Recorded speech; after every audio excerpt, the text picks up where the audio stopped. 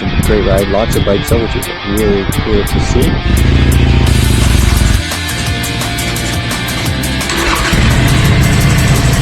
It just started pouring.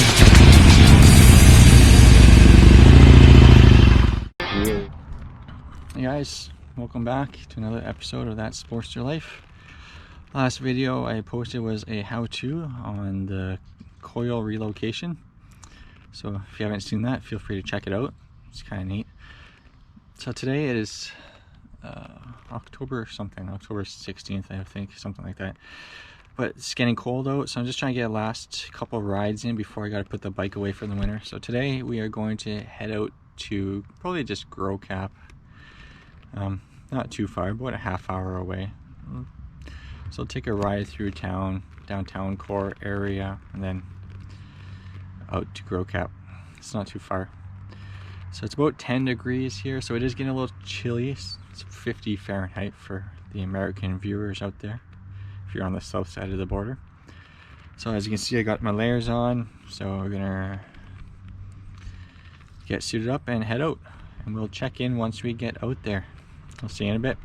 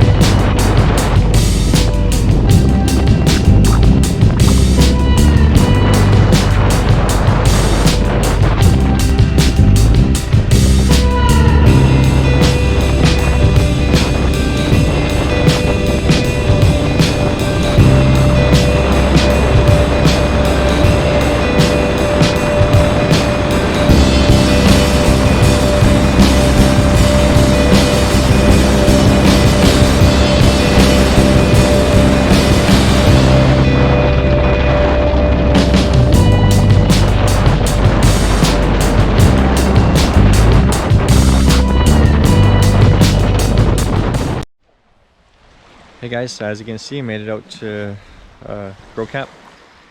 It's a pretty nice little spot. I enjoy coming out here, and it's nice to see Brimley or the States right across the water, and Whitefish Point is somewhere about there. And today we are going to go for a hike to the top of that hill, and we'll chat when we get there. Alright, ciao. So this is part of the trail to get to the top of the cliff. Gotta love hiking. Almost there though, about halfway to get to it. Alright guys, so as you can see, made it to the top of the cliff. It's a really nice view. It's pretty much the main reason why I like to come out here. It's really nice, and you can't really see it on the video, but if you look straight out, right about there, there's an island. It's called the Parisienne Island, and such a sunny day today, blue skies. I can actually see the lighthouse right at the tip of the island. It's really cool. I'll post a picture of that in a second here for you to see.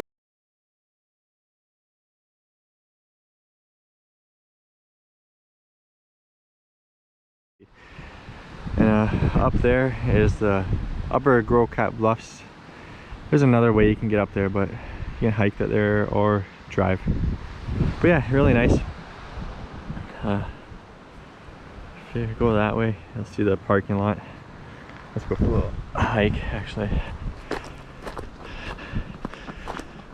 Yeah, if you're from the area, you'll know where this spot is.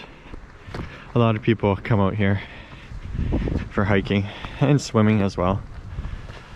But yeah, it's a fun little hike. If you enjoy the outdoors, that is. But just over here, see more of St. Marie, Lake Superior, and down there is the parking lot. So yeah, pretty long way down. But yeah, I can't really see my bike. It's behind the white car there.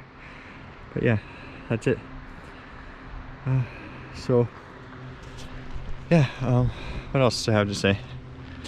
Oh yeah, I was at the gym today. I just want to share this little story. I just want to give a shout out to my friend Christian.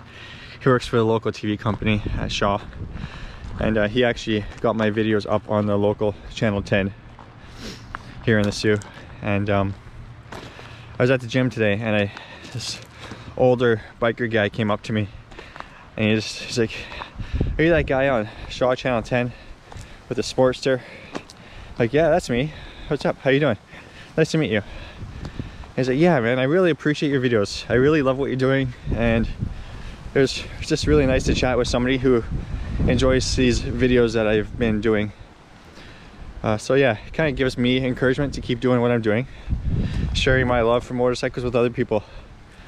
So yeah, shout out to Christian for hooking me up with getting my videos on TV. So yeah, I'm gonna continue on here. Yeah, let's go on a little bit more of a hike and head back to the bike. Hey guys, so just sitting here enjoying the view. I hope you can hear me over the waves and the wind. So one thing I want to share with you is I find that almost everybody in the biker community gets asked this question, and it's what got you into motorcycling, riding bikes, motorcycles.